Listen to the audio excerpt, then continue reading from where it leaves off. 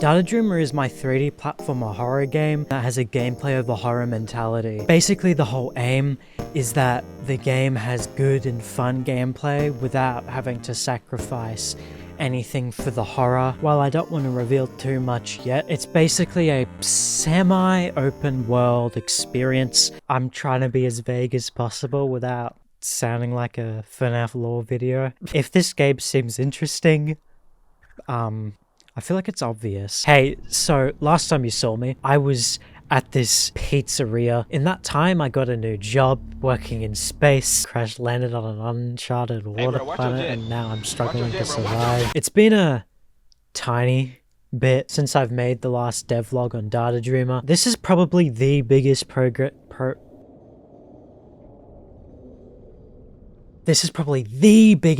update yet. And don't worry, we will talk about horror related stuff. Also slightly unrelated, but last video when I said I know there's no horror, about 80% of people clicked off. That would suck, but it was like really funny. A quick recap for last video. I ended up reprogramming the momentum system from scratch, with the new system pushing you parallel to the slope's angle instead of... What was I even doing, bro? Due to a viewer suggestion that led me into a deep and dark rabbit hole, I then made a ledge grab mechanic that is an actual viable movement option instead of what other games do. Because I'm special. And... wait, that's it? That video was like 8 minutes long. And we're back to the present, where I'm finally home. At least I've constructed something that looks like it. But what have I been doing this whole time, especially while on this planet? Well, first of all, I've got a list. Second of all, let's read through the list. Orbs basically function the same as coins in traditional platformers. There are currently 4 types of orbs. You know, you got green, blue, red, yellow. None of these colors are final, by the way, except probably blue. And attached to Penny are the total amounts of each orb, with each orb adding 1 to the total count. Duh. Depending on the level you're on, there will be different orbs that can spawn. For example, Area 1 would have a common main type of blue, and then the secondary less common type be red, while Area 2 has the main type be green and the secondary yellow. Upon collecting an orb, the amount you will have will slide into frame, and I think it looks really cool. Can you tell that you got an orb yet? And after some time of no activity, it will just slide away. Bye-bye. The reason behind this is because I don't really want the HUD to cover too much of the screen. Otherwise, it would probably be way too cluttered and look like that one video. You know what I'm talking about. However, this does generate another problem. How the fuck are you gonna know how much you have on the fly? The answer to these prayers is the inventory system. Now, while most games have a single collectible currency, most games, for example, rings in Sonic and coins in Mario, Data Dreamer has multiple. Simply having counters on the screen at all times would take up way too much screen space. The inventory is this little menu that pops up when pressing you'll never guess what button. This menu can show multiple things, such as collectibles both in total and of the current area, and the thought system that I'll elaborate on in a different video. However, there is one thing that has to be on the screen at all times. Health. Watch this.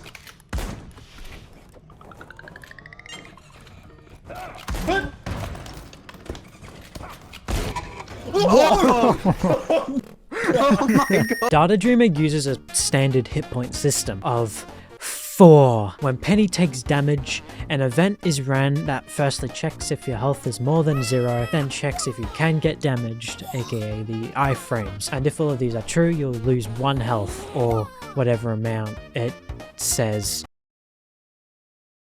To be honest, this is just one of those things that can't really be innovated. You know, if it ain't broke, don't fix it.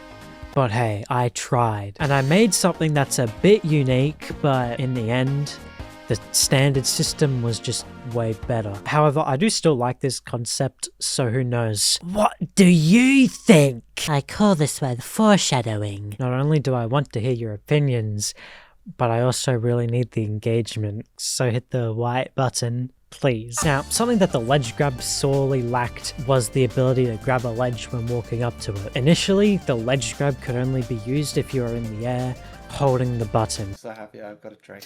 But if you wanted to grab a ledge on the same level, you would need to like awkwardly walk off or jump off and then catch yourself on the ledge. I simply added the same kind of line traces for when you hold the button while walking, but being mirrored and shoved down a little bit. This did, however, create a new issue. When vaulting, since you're holding the grab button still, you'll instantly grab a ledge afterwards, which can be really weird and disorientating and anger-inducing and terrible.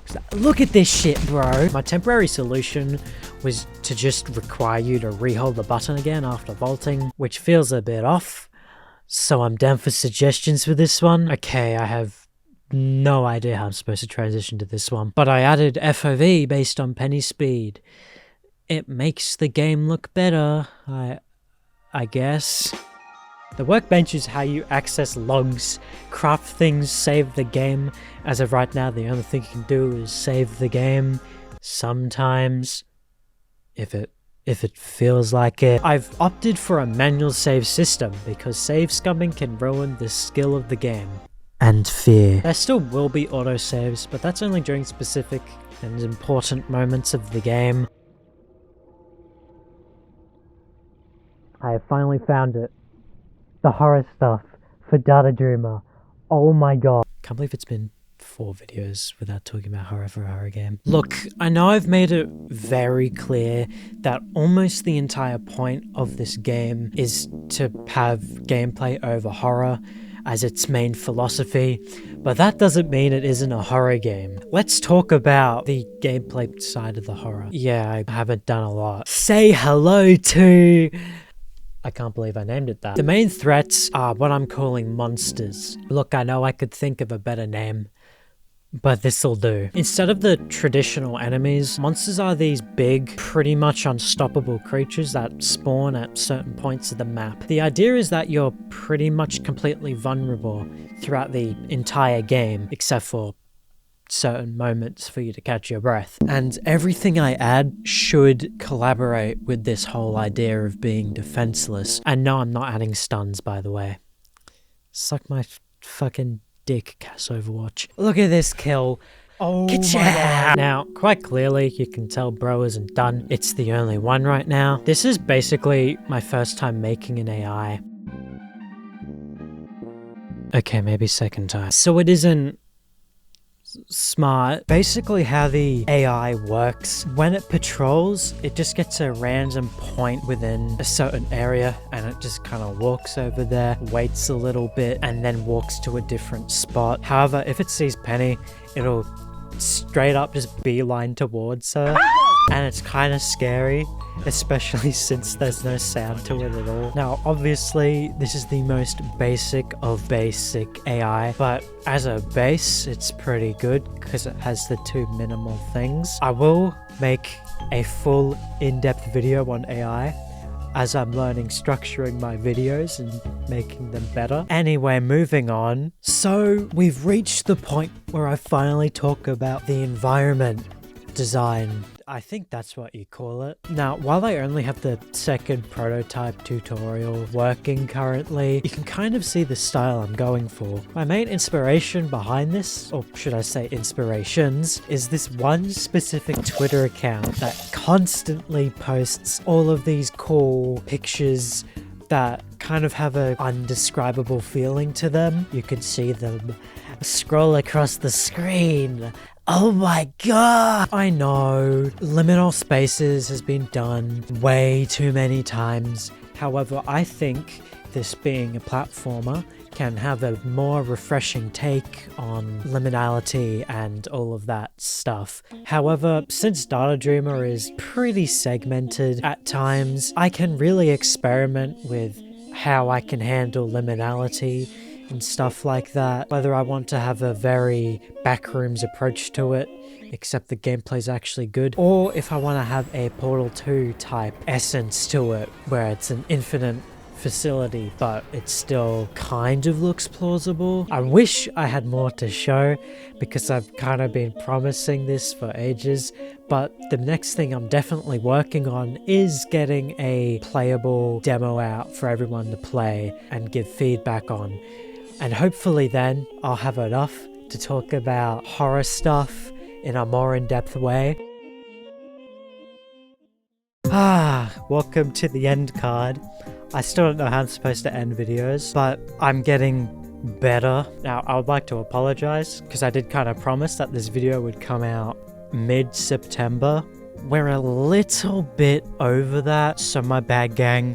If you want updates, follow me on socials, and I post on my community tab. Hello?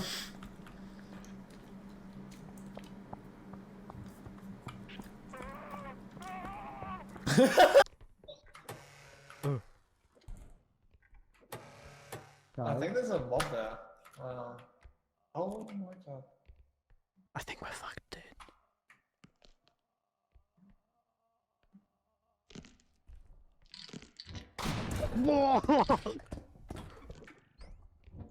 Oh my god! Oh my god! Oh my god! Help me, please! What the fuck is happening there?